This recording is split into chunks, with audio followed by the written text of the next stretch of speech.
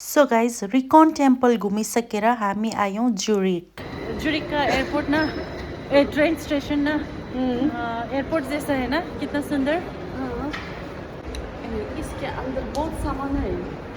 क्या हो, महंगा होगा, मत देखो।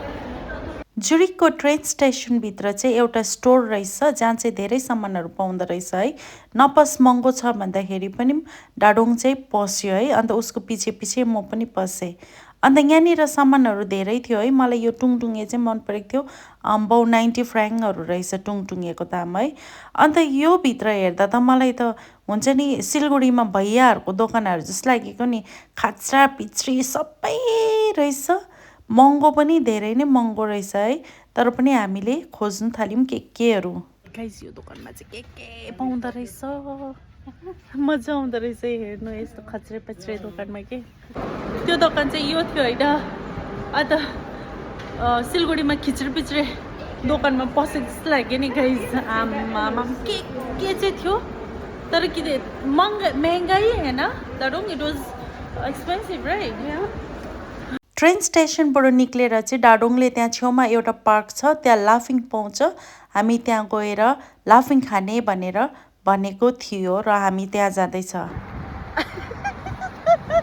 अब यो डाडोङले चाहिँ ऊ पर कता जुरिक पार्कहरू लाँदैछ अरे, त्यहाँनिर लाँदैछ। अब हामी त्यहाँ जुरिकको पार्क अरे, यहाँ ब्यानफको छेउमा एउटा पार्क र चाइनाको सप छ अरे, त्यहाँनिर हामी अब जानु आँटेको है गाइज। कुर्ता लगाएर म घुम्दैछु जुरिक सिटी। सो गाइज हामी चाहिँ कुद्दैछ यहाँनिर, किनभने यहाँ ट्राफिकमा हामी कुदेको, बिचमा कुदेको, एक्टिङ मात्रै गरेको, कुदिराख्नु पर्दैन के, किनभने त्यो ग्रिन लाइट बल्योपछि त आफसे आप स्टप हुन्छ नि त। हामी चाहिँ बिचमा एक्टिङ मात्रै पारेको। र हामी फाइनली पार्क आइपुग्यो।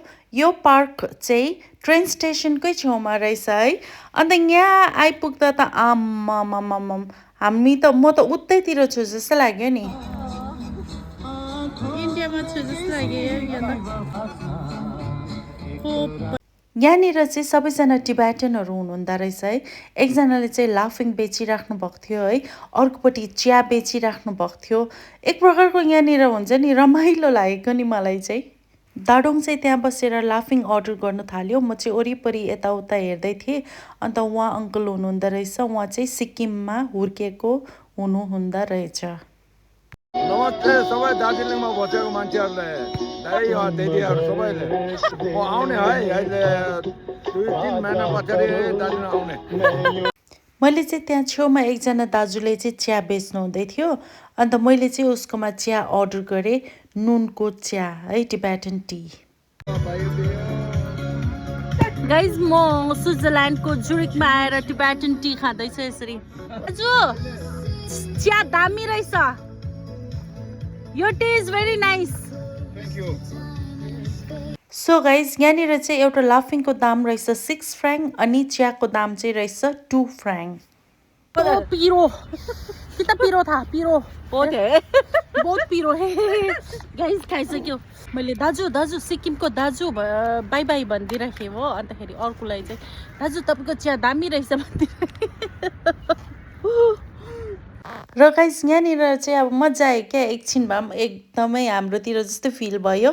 अन्त हामी यहाँनिर बसेर हामीले लाफिङ र चिया खाइसकेर चाहिँ हामी फेरि चाइनिज स्टोरमा पस्यो है।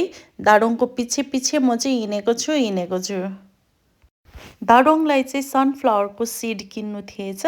अन्त उसले चाहिँ सनफ्लावर सिड किन्यो है। अन्त हेर्नुहोस् त गाइज यहाँनिर इस्कुस पनि रहेछ है। इस्कुसको दाम चाहिँ रहेछ 850 फ्र्याङ्क 1 केजीको। आमामाम गाउँतिर कस्तो थियो है। अन्त यहाँ पनि टुङटुङे रहेछ गाइज। अन्त यहाँनिर टुङटुङे हेरेको त यहाँ चाहिँ 30 फ्र्याङ्क रहेछ है। अन्त मैले सोचेँ कहाँ 90 फ्र्याङ्क कहाँ 30 फ्र्याङ्क भनेर चाहिँ म एउटा टुङटुङे चाहिँ लान्छु भनेर सोचेँ। सो गाइस मैले टुङटुङे चाहिँ किने यहाँनिर 30 फ्र्याङ्कमा। ओ माई गॉड, यस्तो गरम भयो कि झोला आयो। तर खुसी लाग्यो किनभने मैले यो धेरै अगाडि दिनको हेरेको नि त। इस टोइलेट को कितना पे किया? 150। इन्डियाको 160 को टोइलेट हेर्नुहोस् है गाइस, यस्तो हुन्छ। सो गाइस स्विजरल्यान्डमा चाहिँ सुसु गर्नु पनि इन्डियाको 160 रुपियाँ तिर्नुपर्छ है। र तपाईँहरूलाई यो भिडियो कस्तो लाग्यो मन पर्यो भने like and comment. Bye bye.